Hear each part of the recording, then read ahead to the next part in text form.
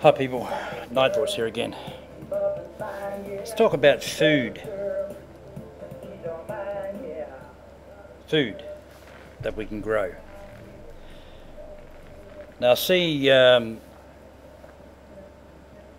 other week there was a Chinese delegation, I think here in Western Australia, going around having a look at some agricultural land and having a talk to a few farmers that were looking at selling their properties, I think, something like that.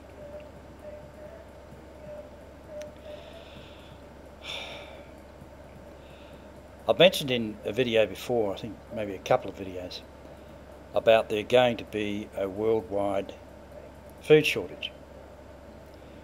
I've also mentioned about this country being unique, Australia.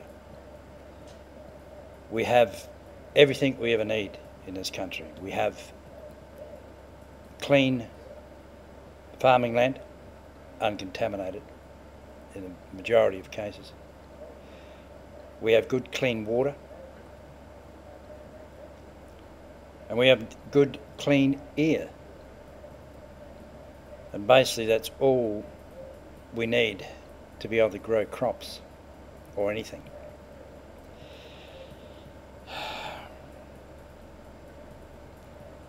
I remember back in I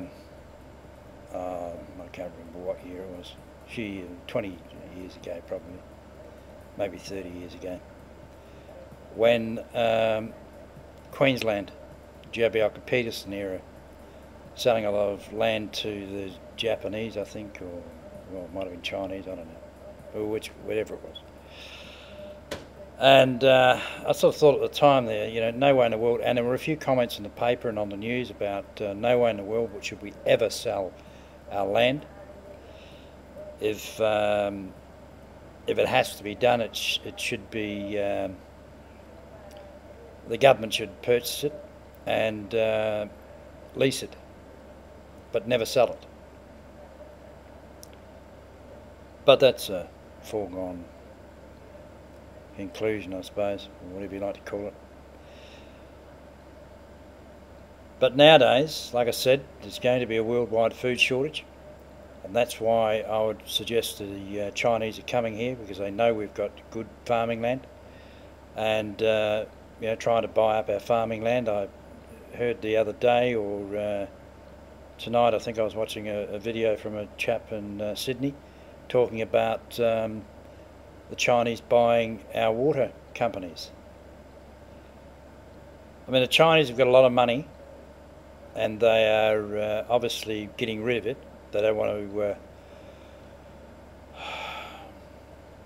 well, not get rid of it, but what they're doing is they're buying up as many assets around the world as they can, because they know that, and especially to do with food, because they know they've got their population is increasing year by year, even though I think they still have a one-child policy.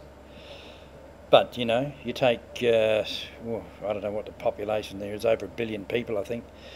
You know, if only 30% of them had a child every year, well, you know, that's quite a few million that adds to their population. This country is huge. I've mentioned about canal systems going across our country in previous videos. I've also mentioned about supporting our farmers. Well, the other night I put a video out saying we should be supporting them 100 times more than we do now. I think that if any farmer is in dire needs or wants to sell his property, I mean, you've only got to look what's happened. You know, here again, 20 years ago, you know, farm after farm handed down generation after generation after generation, and it's just getting harder and harder and harder to make a living out of farming, for one reason or the other. I don't know. I don't know much about farming, but you know, I mean, if you've got land and you've got water, I mean, what more do you need? You know, we all used to grow veggie patches in our backyards, no matter what it was. I'm sure that you know, all the money the government is wasting on all these other idiot bloody projects, all the money they waste. You know, if we put that into our farmers and you know, people that are unemployed, put them out on the land. You know, I think I read it on the internet or was in the paper something about this steelworks that laying off 1,000 people. Something about the Gillard government was going to give them 100 million or something to the company. Then the other day it came out something about they paid themselves huge bonuses, the company directors or whatever. I mean, this just seems like what's been going on in America, where all this money they've been given to the banks, and the banks haven't released it. They haven't given out loans to small businesses or even medium-sized businesses to create employment. If that is right about that 100 million being given to a private company, I would suggest that the Gillard government give the 100 million to the city, or whatever city it is, or it's a town or whatever, and put that into farming and employ these 1,000 people that are being unemployed by this steelworks into farming projects. You know, 100 million would go probably a substantial, I don't know, I haven't worked the figures out, but I'm sure 100 million sunk into the local community to employ all these people so they don't have to uproot and move elsewhere. I mean, if you think about the mining boom, especially here in WA, all this iron ore and whatever else we're mining, mainly iron ore, sold to the Chinese. There's one thing, you can't eat iron ore.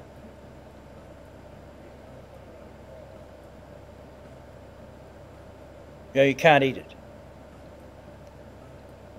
We extract it out of the ground, we send it to them, they make steel.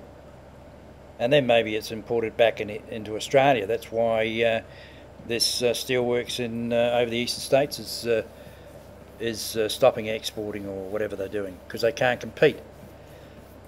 I mean, you can never compete with a country that basically has slave labour, pays their workforce pennies, a couple of bucks a day or whatever they get, I don't know. You just can't compete. But there's one thing we can compete in, this Australia, and that's food. It's as simple as that. I mean, the people in the government, you know, there's probably people that have thought about this. But I mean, that's what we need to implement. You know, this government, future governments, everybody. Food production and keep it Australian. I mean, there are that many cattle stations that are owned by foreign interests. There are abattoirs that are owned by foreign interests, and hardly any of them pay tax here in Australia. They, you know, the cocky, the farm sells it to the abattoirs for $1. The abattoirs, it costs them $1 to process it. They pass it on to the export company, which they own. It goes back to their country. They don't pay any tax in this country. It goes back to their country and they sell it for whatever. Try and buy a kilo of steak in Japan and see how much it costs you. Or a leg of lamb or something. It's all arse about face. Any farming land that's up for sale, the government should buy it off the cocky and then lease it back to him or put other people on it, Australian people, to farm it. We should be pumping billions and billions and billions of dollars into our farming land because like I mentioned, there's going to be, or if not even now, there is going to be a worldwide food shortage. That's why the Chinese are coming to this country, getting our water rights and trying to buy our farming land. And what else they own, I don't know. I remember the government, probably about 6 months ago, there was a bit of a snippet, I think I read it on the news on the internet. Someone in the government was concerned about foreign companies buying our farming land. Well, you know, if they were concerned about it, they should be debating that, or they should be bringing in a law that farming land cannot be sold, or any land cannot be sold to foreign companies, and keep it for ourselves.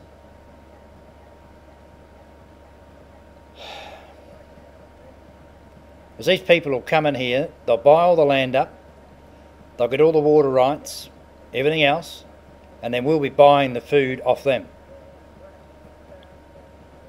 What's left, because the rest of it they'll be shipping out to their own country, and we'll be left with the dregs. You know, someone in the government needs to stand up, particularly on this, because that's where our future is. Our future is not in iron ore, any other mining. It's in bloody food production.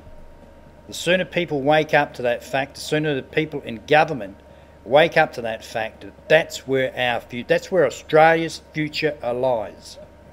You know, manufacturing, we can't compete with the rest of the world as far as manufacturing is concerned, or especially the Chinese and the Indians. But on a food side of it, that's where we've got them all knackered, and they know it. Like I said, that's why they're coming here and trying to get hold of our farming land. So the government wake up to the fact that this is what's going on and start pumping billions and billions of dollars into our bloody farming land. Anybody that owns our farming land now, confiscate it. Take it back off them and have it for ourselves. Then we can sell that produce to the rest of the world. Like I said, you can't eat iron ore. That's my feelings for the night. Night, boys. Catch it.